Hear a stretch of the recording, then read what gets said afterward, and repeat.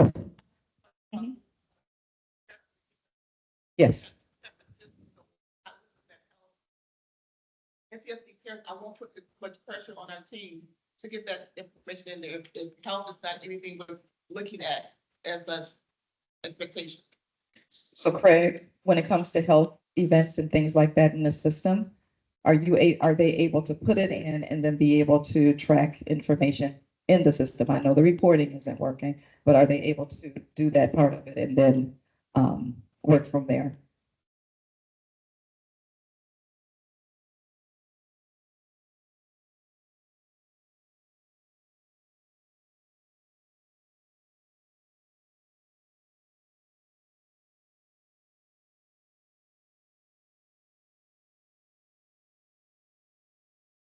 Okay.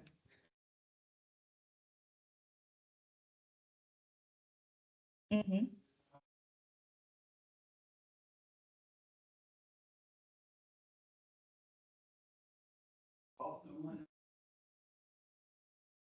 Right.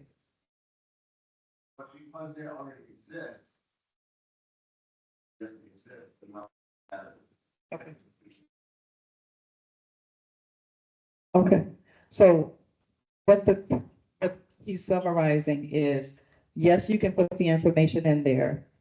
He can work with you to export information out if you want to get some information exported out. You won't be able to, but he can work with you on that. But also what's not working is it's not giving you what's next status isn't there. So, which is really critical for your work is to know what's the next thing that's coming and making sure that you're getting things done on time. And that's where some of the work isn't happening within the system that has to be worked out. Okay.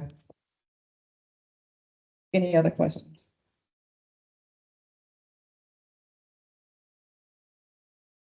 All right. Thanks, everyone.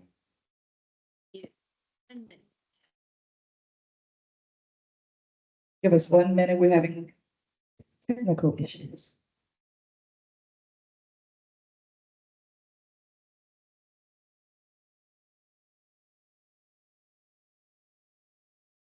You already know I'm silly, right? And they said, just buy some time. And I said, okay. Good morning, everyone. How you feeling? Yeah. This is what we call a little fluff, right? Because we're waiting on the technical difficulties. I don't even know what's on my next slide. I put a lot. I got a lot to talk about. I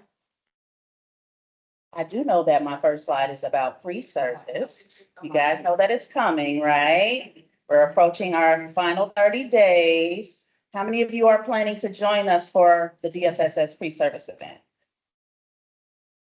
You know what, Angel? That's why you and I get along.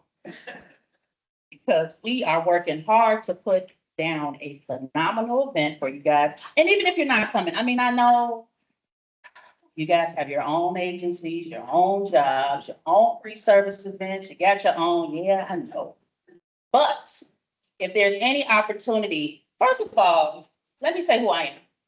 Because there's a lot of people in this room, and some people, I think we know each other from, past lives, past jobs, past endeavors. And then the others I look, I'm like, who is this lady? My name is Sheree Johnson. I am the manager of program operations and quality. The slide is up. Thank you. I can stop. I'm the manager of program operations and quality here in Children's Services. I am responsible for program operations, quality, clearly, as well as our health and safety teams. I have a phenomenal team under me, and we do great work. So I'm going to give you guys a few updates as it relates to our great work and not stand in the way. So we're talking about pre-service. Yes, because we keep getting emails or calls related to, doesn't CPS start that week? Yes, they do start that week. That's on Monday. We start on Tuesday though, right? Is parking available? Yes, parking is available. So what will happen is, this week, we are finalizing our schedule build out. And then starting roughly the last week of July, anyone who had registered for the event should receive an email from us. It might come from a scheduling app called Sketch. And it's going to say, hey, thank you for registering. Now it's time to build your schedule. So that's where you, even if you're not planning to attend, if you're sending staff to come participate and you yourself won't be there, you're trying to figure out, well, what day do I send my staff and all of that? Through this sketch link that will come out to you guys is how you will see the schedule, how anyone who's attending can build their schedule. You can know where to go, how to go, et cetera, et cetera. Anyone who registered will also receive additional information regarding transportation options, because we like to send that out for those who don't drive, as well as parking options, because we are covering parking for those who will be in attendance with us. But we want to ensure that you guys are going to the correct place, because I can't cover parking at Millennium Park if that's not where I told you to park, right? I can't cover your parking if you somewhere else. I'm just saying that that's a full-on disclaimer, like, we're not doing that.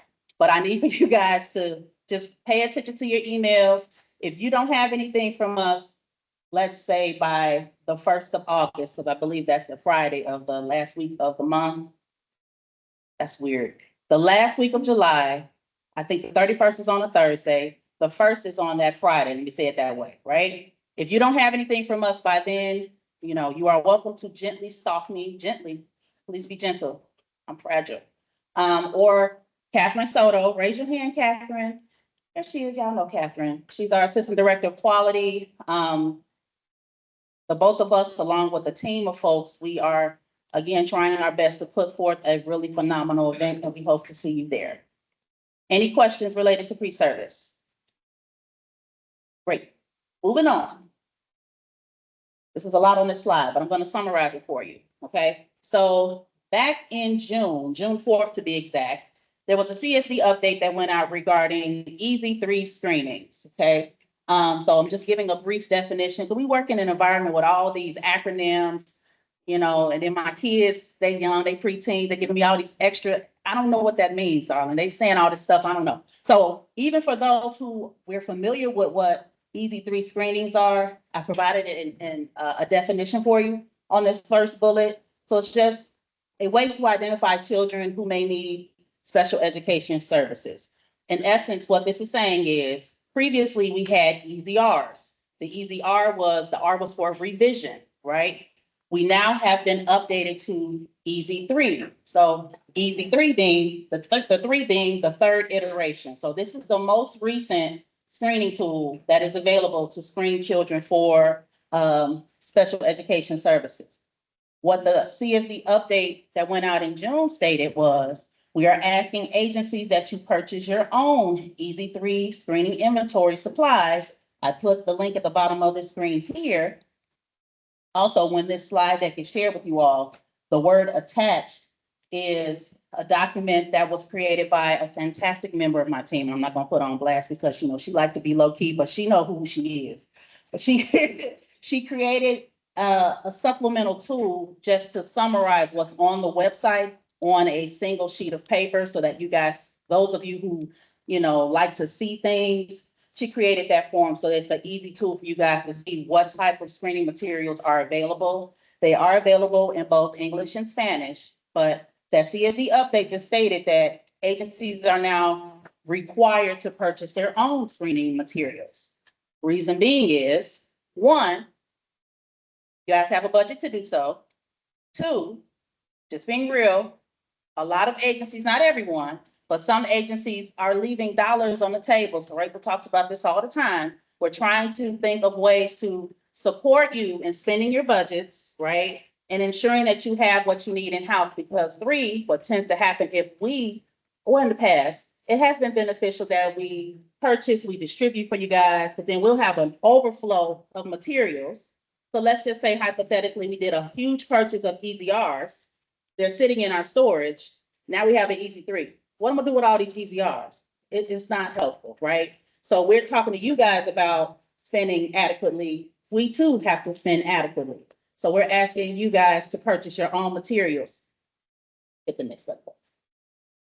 So I did some, because in my mind, I like to be you and just think like, well, what kind of questions will I get? So if I'm buying my own screening materials, So you guys aren't training on it anymore? Yes, we still provide trainings, tap into our CSD updates. We have training plans and things of that nature, training manuals that you guys are more than welcome to still tap into. We will still continue to train for Easy 3. We actually have a training coming up at the end of July that we are preparing for. So yes, trainings will take place.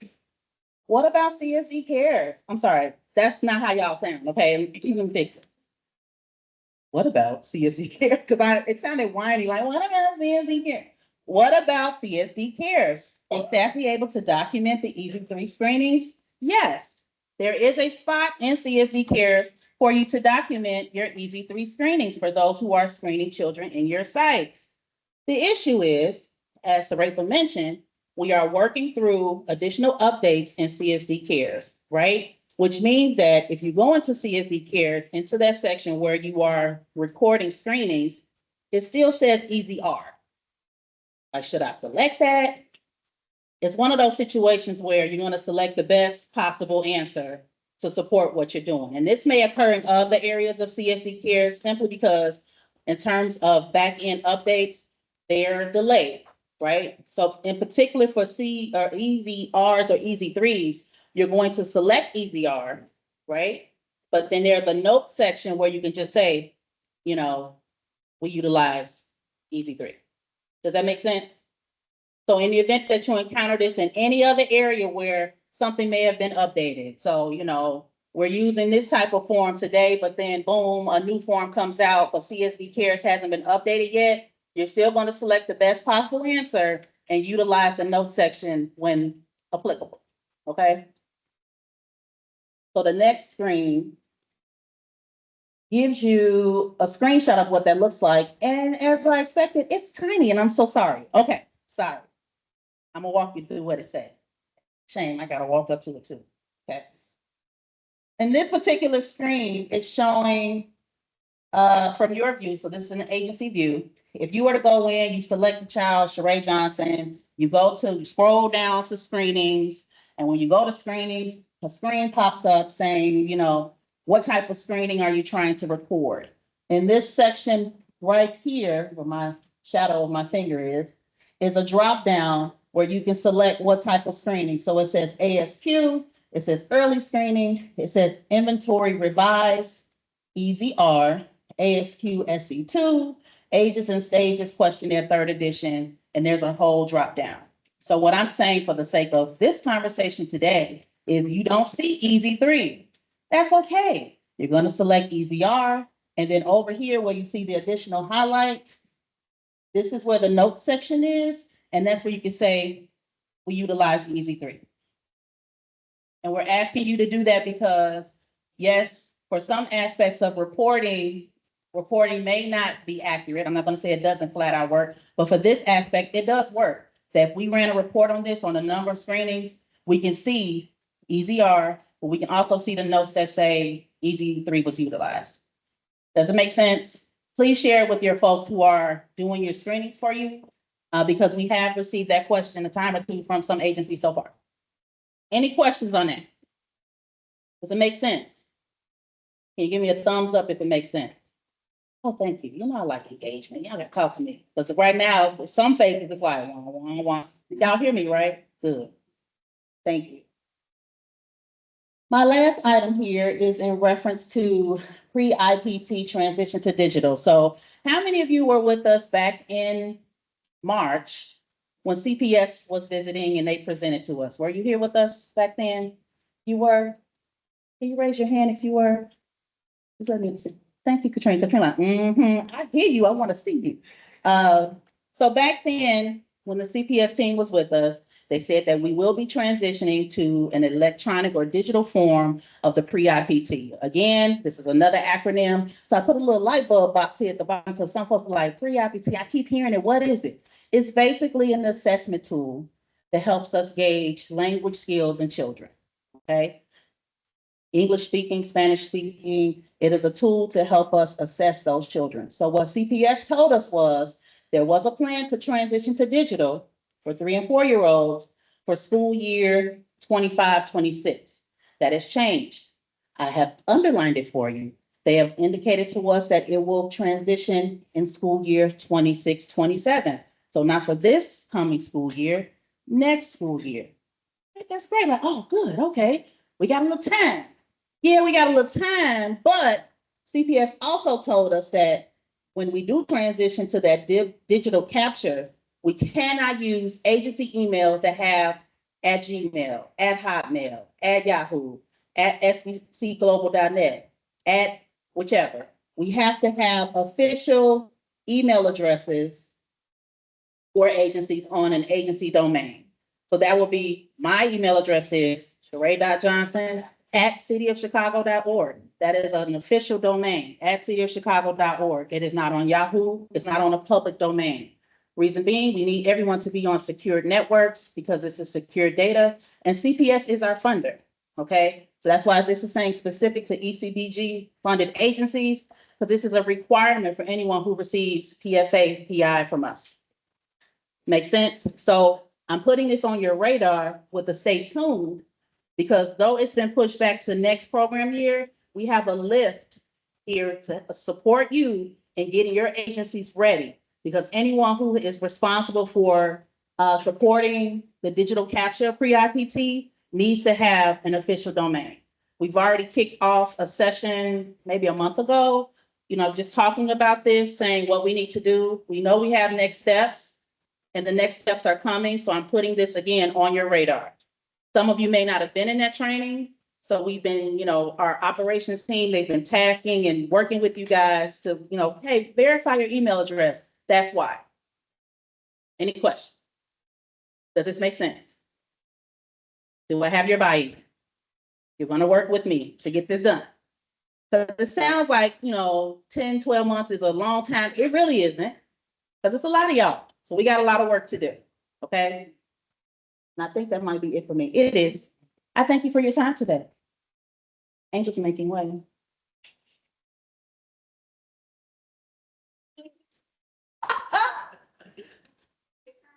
Percolate. Hey, it's time for the.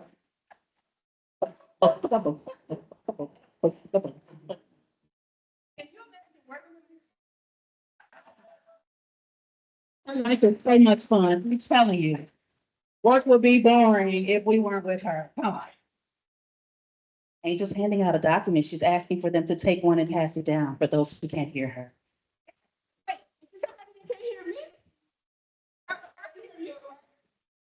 I guess I could put the mic down.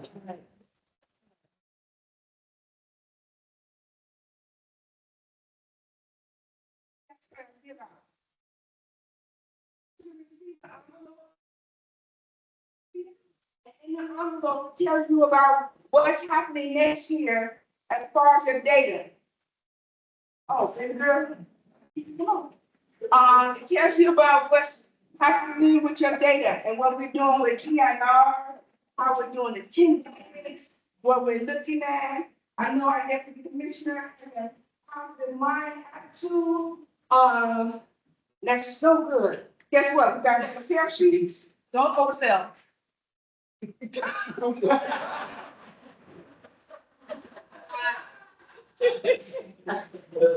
We let the Excel sheets flow so we can actually get the information and make sure you guys are counted in every way possible. Okay? PNC, we make sure that I remind you that Policy Council is coming up. So we want to make sure you have your Policy Council people at the meeting. If they come to your meeting, they should come to our meeting, right? That they can go back and tell you all the wonderful stuff that we said.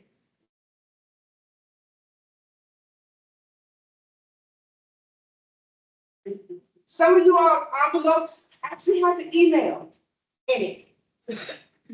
And the email says, because I want you all to be able to see what I see for enrollment. So every week I get an email regarding enrollment. And this lovely lady right here, what about the seat? And she actually tells me, let me see, what's the category? I'm not gonna run my own. She tells me that are not, that have not been completed or were completed after the due date. The due date is always Monday at noon of the following week. Tells me attendances that she can't find the July 2025 sheet, of course, for this week, so, that's on there. Attendance that appears to be completed week to week, but their number is zero, meaning the sheet is not completed out correctly.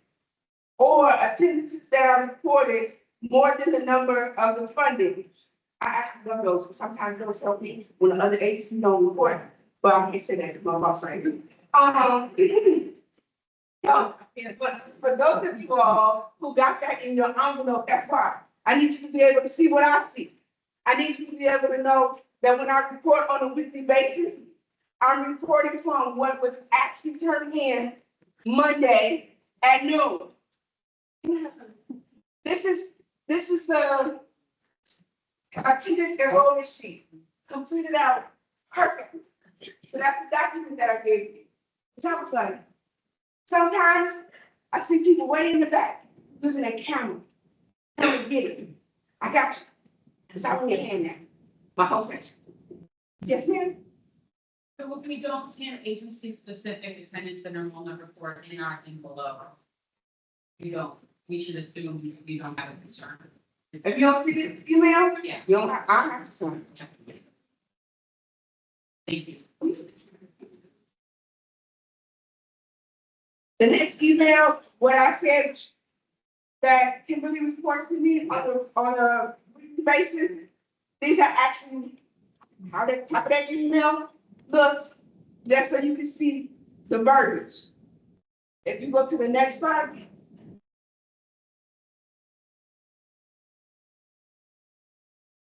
Y'all gotta help me. This was missing. If I don't have no number here, I can't count you. So you could have done the whole left side of the document correctly. And attendance is on point, but enrollment is zero. We had an interesting conversation with some agencies on the federal side who's like, no, Andrew, that's not even how that works. My agency told me that my attendance was 37. And I said, okay. Then, because I come from a boss who say, verify, Trust, yeah, verify, but trust, but verify. Can you skip your book on me? I want y'all to see this document.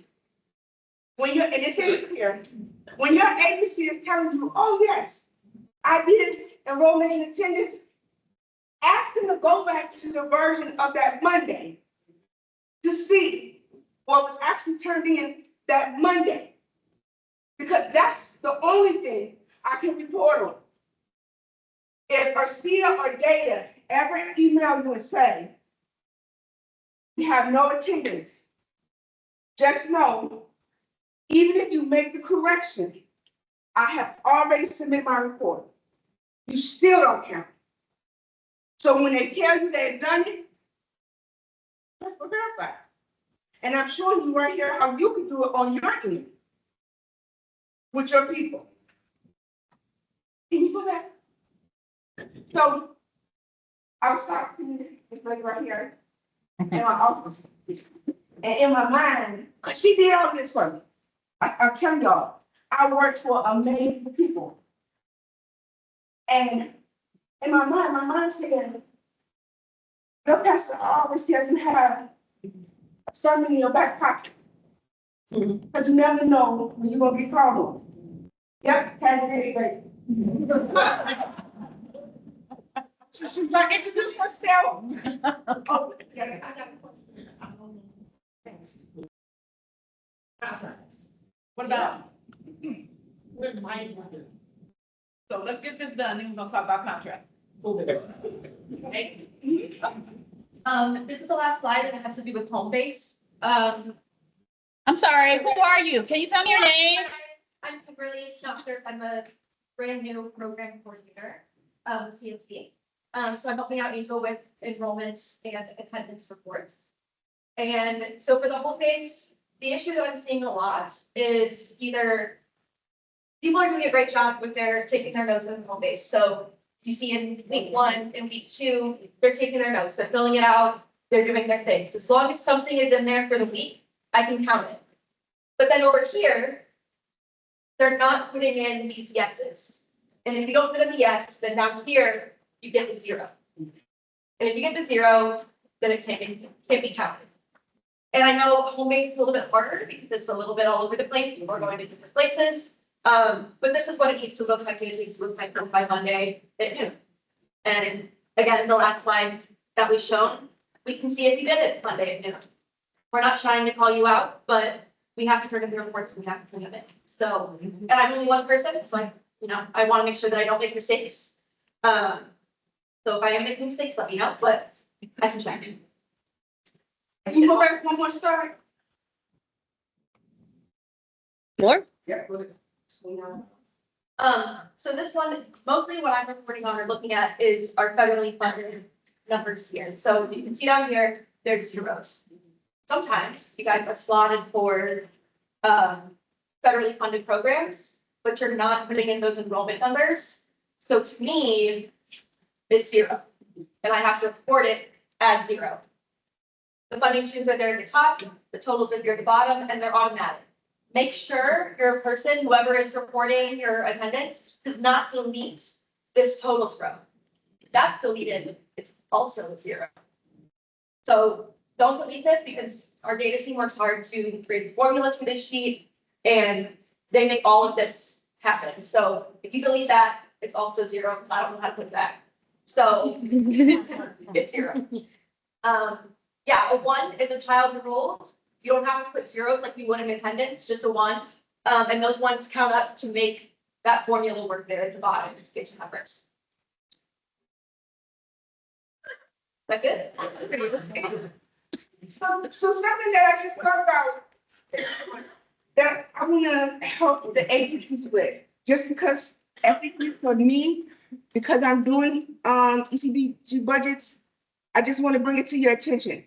If you submit a budget to me, well, yeah, okay. If you submit a budget, of course I see it. And you guys have COLA. I need you guys just to know something that your accountant should probably have told you. If a funder gives you money to increase salary or fringe, the funder is responsible for the portion of the increase that they ask you to increase that salary and fringe. The reason why I'm saying that is because some of the budgets, in the email, last year you charged 50% of a person's salary to the FSS. This year you charge 50% of that person's salary again. No, ma'am. It should be 51, 52, 53, 55. But guess what? When I email you, I'm gonna tell you what it should be. I don't want you guys to get mad at me because ethically, that's the right thing for DFSS to do. Now, if you choose not to, cool, but I gotta get that in writing. Okay? That's just for me. So if I ever get audited, I can say I made them aware that I gave them a COLA and that the percentage that they charge to me now should have increased, but they chose not to increase it. What if we increase their salary? Their base salary goes up to 10%.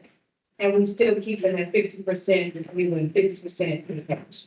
Their salary went up because of what? The COLA I gave you?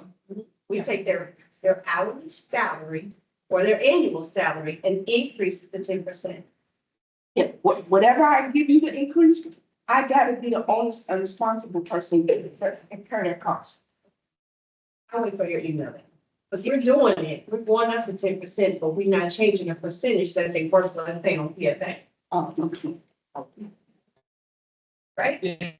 Yes, okay, well, that's not too bad, that's hard. Okay. Because I actually have a cheat sheet COLA, thing that I could, give you all, because I know that finance sent you all some wonderful stuff, but I got something that actually works. So, if you want, you can send me an email and I'll send you my document, and let's talk after that. So can I say something really quick? So when you're looking at how you're charging to the grant, what Angel was saying, what we're looking at is if you're charging them 50 state and 50 federal, the dollars in your budget covers that state side. If you increase the 100% of their salary and not just the 50, then you have to have funding for the other 50%. Okay, as long as you're covering that in your budget, then you're good, but your dollars aren't gonna go that far that we're giving you. Okay, does that make sense? Okay, So one was talking about contracts. I'm sorry. This young woman was talking about contracts. What about contract? This is your FY 25, 24, 25? Oh, the The new. new one. So have you turned in everything? As far as I know. All right, so because we've had, as I started off, all the hiccups we've had to have staff literally go back through and look at everybody's to make sure that we were accurate. And some of the ones that we thought were correct, we found glitches and errors. And those glitches and errors would have gotten caught at Office of Budget and Management, which would have taken it even longer. And so you got Angel, and you know, I love her. She'll never go home. And I'm still trying to figure out what a bed is. She said she loved you, but then the way she said it was like. No, first of all, So that's like, First of all, what she's doing is spending every hour trying to make sure that this is right on your behalf. She's doing a whole lot more, and I thank you for that, than she should be doing. But what she's wanting not to happen is we pass things through finance passes it to Office of Budget and Management, and they pass it all the way back to us. Because now what's in their system is, it looks like a budget revision, which means you can't do anything. And that would not be accurate. And so we're trying to do that. And I just have to commend her. She's been working literally on the weekend, Saturday and Sunday, in the office till 8 or 11 o'clock at night because of the number of budgets. And so thank her, please.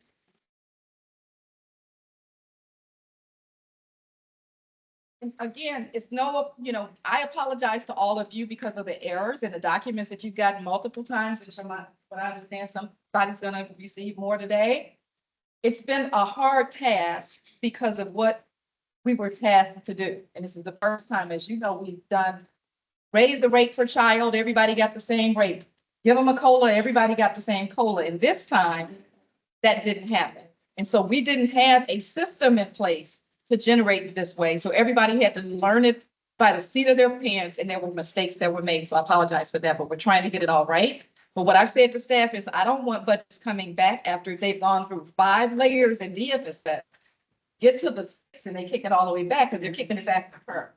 And to start over again means you've got to go back through the other layers of DFSS, which means a longer process. So she's been doing her due diligence and having her data team, fiscal team working with her and others to try to make sure the corrections are done. So when it goes into the system and finance and DFSS is saying yes, it can go through the whole system.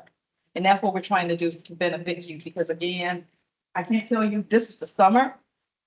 People are on vacation, right? And so we're trying to get these things through while we still get people in buildings. All right? Yes, ma'am. So and I appreciate. I understand. So our staff has been getting paid since July 1, Yes. and say budget's gonna come out, any contracts gonna come out, so August, we don't get to invoice until September.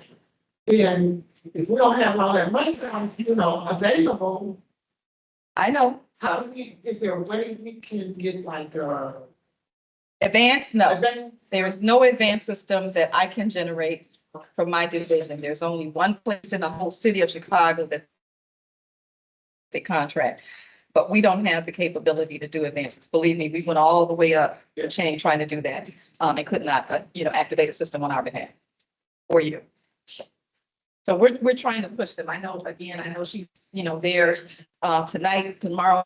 So she got staff coming in on Saturday because we understand what you're going through, and they keep hearing my mouth about it. It's like, these people can't pay people. We ask them to pay people. How they don't pay people? So they're tired of hearing me talk about it. Yeah, some old 3 or 4 or 5 or 6 payrolls. Right. No, I know. And believe me, I understand it. I totally apologize, but I understand what we will be doing is like we've had to do is if people are in a pinch and you're telling me you need it, then we're asking fiscal department at City Hall to expedite.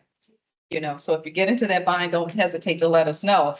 But again, just trying to get these right. My fear is if it gets all the way to City Hall and she gets it all the way back, it comes all the way back to our division and has to go back through the other 4 before it goes back. That's a whole nother 6 to 8 weeks. I'm trying not to do that. Okay? Any other questions?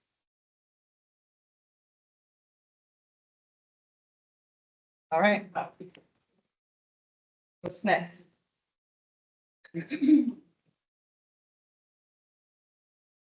Talk about that. Okay. So for finance. FY 25, these are the expenditure rates here, for your federal grants. Yeah, next. These are your expenditure rates for ECP. Now, what I want to say is, even though this looks low right here, I know that most of you all did a budget revision.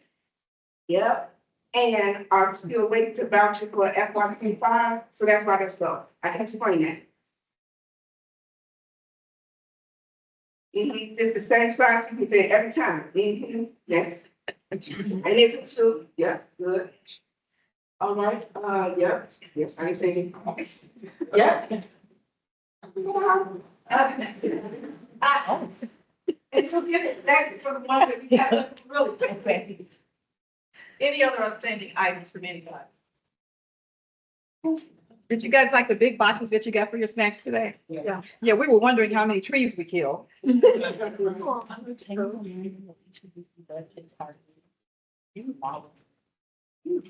those that have budgets that they can. Yes. Okay. They're trying to close out, that's what one of the favorite points is. Some people may not be in budget revision, but those budgets are clear. So for Final invoice division, final invoicing, 718.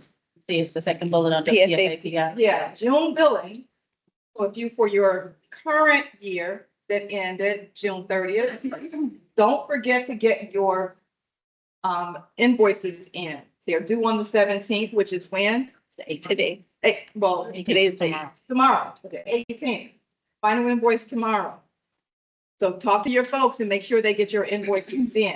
Because you don't want your invoices out there and a new contract going through, because then you can't bill, and you are going to end up in that issue of everything sitting in the system and they won't pay your invoices because there is what is considered a new contract or revision in the system. So say to whomever at your agency, if we have any invoices through June 30th, get them in by tomorrow so that they're in advance of this new contract that will solve everything in the system. Any questions about that? You're gonna be putting through a whole lot of invoices, I hope, right? Everybody's sitting like, ah, well, let's hope, because I don't want them to get stalled because of everything else going on. We wanted to just point that out. We know that the initial budgets, we've been asking about those. We've been asking about getting the contract documents in, and there have been hiccups and glitches. But we hope we're there now and we can get everything done and we can get it done right. Any questions about anything? Anything y'all want to talk about? It's summer. How's enrollment going? Boy, they got all excited. And how are we doing? Doing good? Okay. So, okay, good. So the one thing I didn't put on my slide, we had talked about the fact that we were going to be doing appeals on our recapture funding for our federally under-enrolled, right? So we had our first hearing. We have 2 more on the 18th. The first one we did was for our Kickstarter grant. And on the 18th, we're going to do both expansion and EHSPCP. We agreed we could do them both in an hour. You only were, but they said it only an hour. It's a bit. But we're gonna get it in. We're gonna talk back. And we're gonna talk right now, get it all in time. But they said 30 days after that, they would then let us know whether or not they have approved our appeals. If they do appeal, if they approve it, then if we capture is a viewpoint, it goes away, which we're all hoping for. But if it doesn't, then the dollars that have been recaptured will be what we will not have in our grant applications for September 1. Hence, my asking everyone to do 2 different documents. You know what you're currently applied for? If you've got 70 slots right now, under the current without reduction, then do one budget for that 70. If we reduced you to 65, do one budget at 65. So that you can quickly give that to us because our grant has to be in September 1st. It is a new day. We do have contact people. We have one person who is in Virginia. And we have another person who's in Missouri. So, but they don't know Chicago. And when we had our meeting, they said, we're learning about you. I'm glad they're learning about us. But what that means is anything that we mess up in the grant application is gonna be mad at somebody. Right? Our previous person would call me on my personal call and say, so Rachel, I done told them to fix it, your budget is, I can't take a budget that's a penny off. Like, oh, no, go back, that's what we're doing all the time. Right? I don't have that kind of relationship with people in federal office right now to call me and say, oh, by the way. So we need everything right the first time. So on your side, whoever's working on your budget, make sure that those numbers are accurate and right. Because we aggregate yours into ours, and if yours are wrong, if one of your budgets are wrong, my budget's wrong. And then we gotta figure out who was wrong. Somebody had something off, but who had it?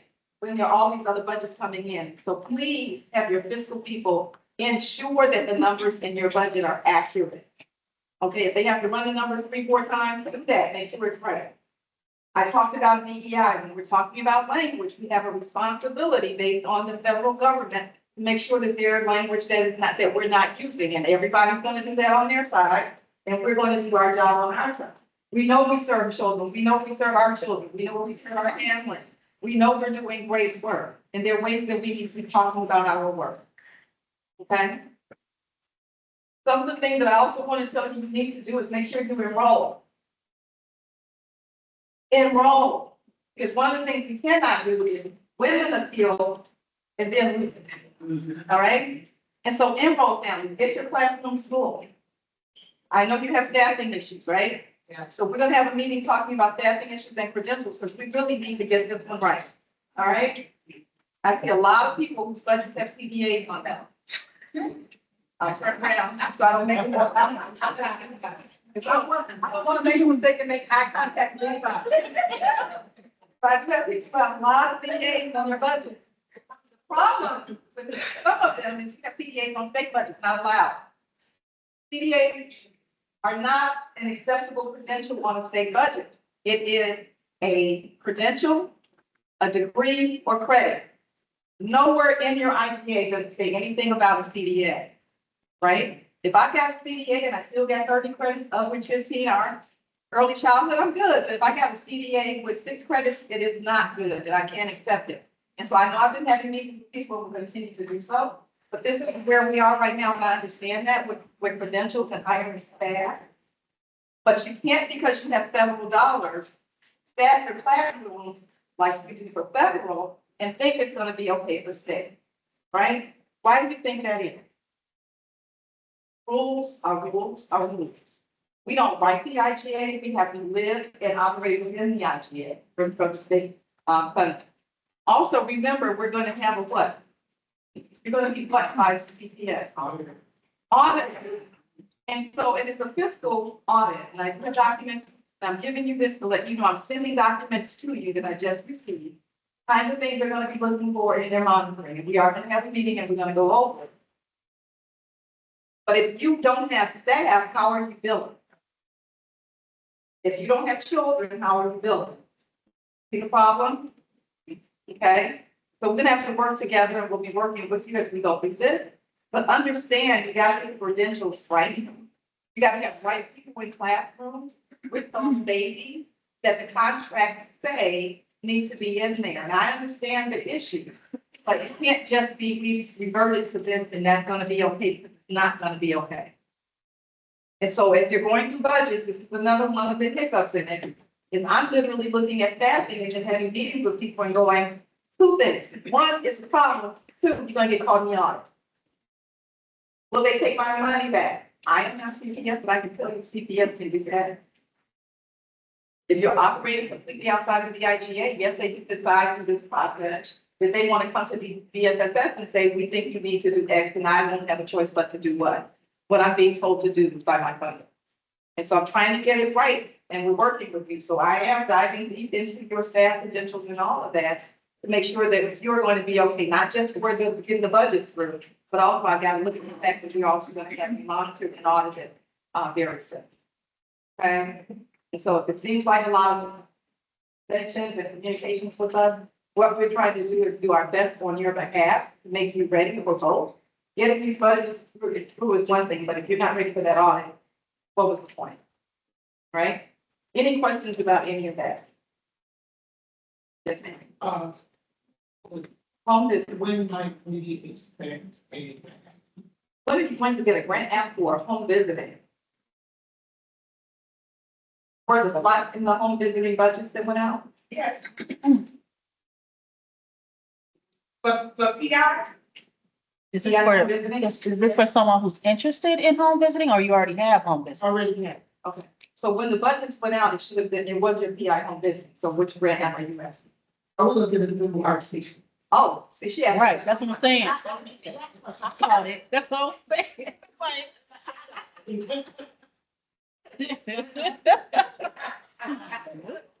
My watch is with it, and I'm looking at it right now.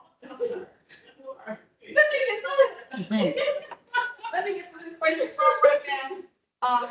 We owe you an RFP. Yeah, we do. I owe you one because I have no contract authority beyond June 30th of next year. So I owe you an RFP.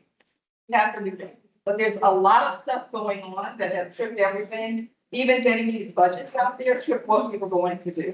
And so right now, we're trying to get through all of this, get everybody funded so that I can then sit down with a clearer mind, and make sure that we can get that RFP done. That RFP is owed to all of you, and I get that, and, you know, you're waiting. It will be later this year before I will be able to move my head from all of this to that. It's going to be all open and transparent with you.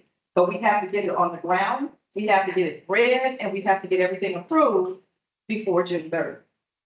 If I don't have any contract authority, we've asked for an extension. You are in what's called a non-compete right now, which the budget office gave us because of everything. I don't, you know, I can't go back and go, could you do that again? They'll go, no, so they believe, calm down, stop emailing. But I also don't want to go another year without it because we need to do the reset. We really need to. And so our goal is to finish all of this, first we are to get it on the ground for you. Because we owe them it.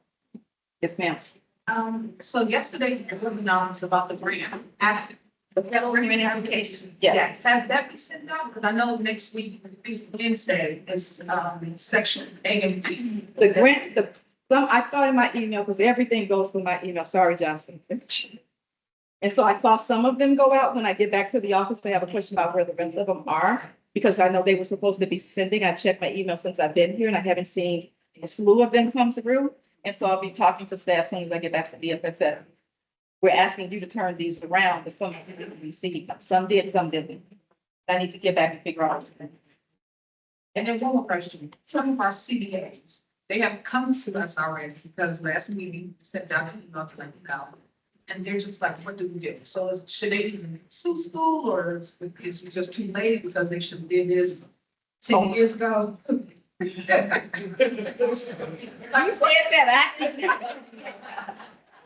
So now everybody's having to do it. So- Everybody wants to get away back legislation. I'm gonna repeat it. So her question has to do with individuals who have CDAs. What should we be doing? Should they go back to school? Should they get their credit? Absolutely. I'm gonna say yes to that. Absolutely. They need to pursue it because at the end of the day, CDA, even though we're accepting it on the federal grant, it's gonna go away. And at that point, what are they going to do? What I can do today is not what I'm gonna be able to do in a couple of years. They owe it to themselves to go ahead and get their credits, right? And so we're gonna talk about opportunities, that scholarship program. They can go and enroll in the sales scholarship and get their credits and not have to pay the tuition. Yeah. If they have not, the next time it opens, they need to apply because that's the other way for them to get this done. But yes, they need to get credits under their belts because the CDA doesn't have a whole lot of life left on it. And I'm just being honest, okay? It's true, you know. But you want to make sure that your individuals have a professional development plan. Everybody, all your staff need to have a professional development plan. And within that plan, it needs to define what track they're going on. If they are a bachelor's degree, level 5 credential, what are they also supposed to be? Enrolled in schools going towards their Pell. And so if you've got somebody who has a level 5 and hasn't enrolled, you need to meet with them. Right? Because that also has no more license.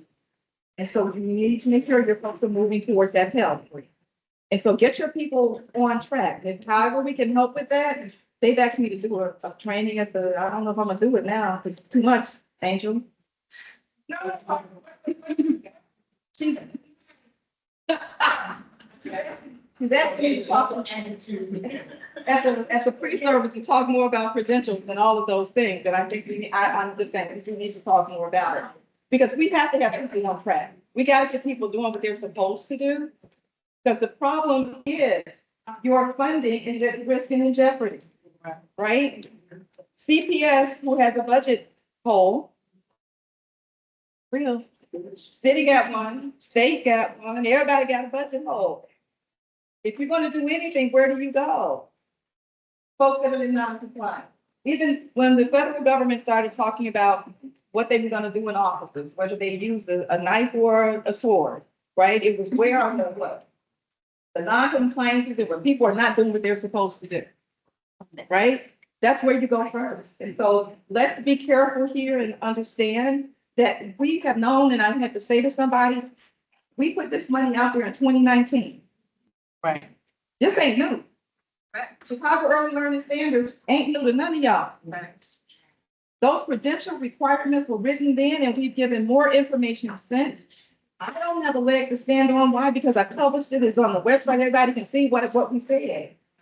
Right? When I was talking to OHS before OHS shut down, what our regional specialist said, when we want to talk to you, we go to your cells first to see what you told your people. Right.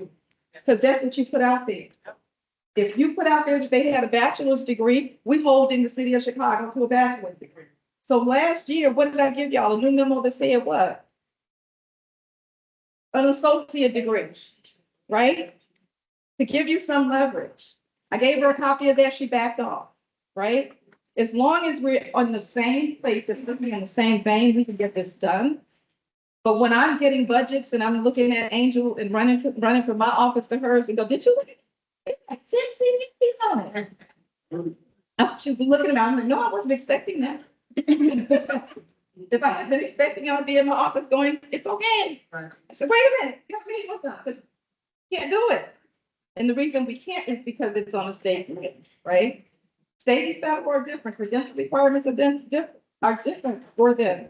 Sales 2.0 still has it out there. I've written Sales 3.0, and you're going to get that when you get the RFP for some other updates. But right now, let's live in the current where we are and get this right so that we're not losing money and people aren't losing their grants over this. And I know hiring is a problem, but you got to get people in school. You got to get these degrees. Yes, your CEAs need to have credit. Yes, your PI assistant in the classroom needs to have a number of credit hours, of which those things are all instilled in the IGA. And we have to live to the documents that are written.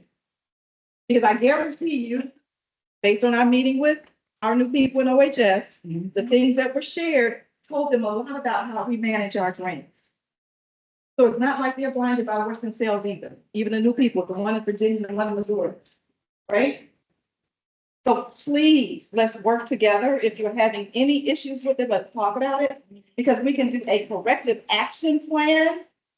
I know y'all don't like them, but I'd rather give you a corrective action plan that says I'm acknowledging you weren't able to do it than have them come in, audit you and say you just didn't do it. There's a big difference between the two.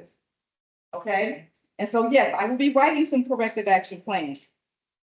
Acknowledging that you're struggling with hiring, acknowledging that you don't have all of what you need to have in place. But if we don't do that and they monitor you, it's gonna be a problem. All right? Yes, ma'am. Actually, you said that people that have level 5 conditions, they need to be working towards they feel because that's what's gonna be coming in. It's already there. Okay, let me repeat her question. those who have bachelor's degree level 5 need to have a Pell, he said, because that's what's coming next. No, they already need it. And they need to, if they're not in school marching towards it, they are not eligible to be in a classroom, because that was the caveat, is that they're in a program to get their Pell. Not just the level 5, but in a program to get their Pell, because the Pell was required to stay. Okay, so we gotta live today and write some corrective action plans for everything that. But we gotta live into that, because again, that's how they're monitoring. Do you have staff with the correct credentials? Right? That's for PFA. That's for PFA. Oh, right. PFA, oh, Okay. yes. Okay. Any other questions? So if I'm meeting with you and I say the word corrective action plan, don't get upset. I don't like writing them, but it's best that we have it and we acknowledge what we don't have versus having to try to explain it in the middle of a monitor's visit on your program. Everybody understand that? All right. Any other questions? Anything else we can do for you today? I could make the world perfect if I could. But right now, I just live in a world where life just keeps life. And I find just like them, I live in a world where if I don't have humor, it will take me away. So I'm gonna give you something that happened to me this morning, which I found absolutely humorous. My daughter, not so much. Children and phones. My grandson, youngest one is 9 years old. Dad gave him a phone for his birthday. I hated it, but I couldn't do anything about it. His phone is newer than mine. That's what I don't like. But anyway, I got a text. The first one said, Nana. That's what they call me. Then he said, Nana again. Now I'm nervous. What the heck is going on? So I walk out and I call him. I'm like, Tristan, is everything okay? He's like, yeah, Nana. Yeah, we go to Costco. So he's like, what? You text me, Nana, which I was like, something's wrong, because he doesn't do that. Then you do it back to back. It's like, something's really wrong. I'm be here with y'all. I got to deal with this. What do you want? Candy. No, man, you have to understand, because I want to go sell it. I want a business. I'm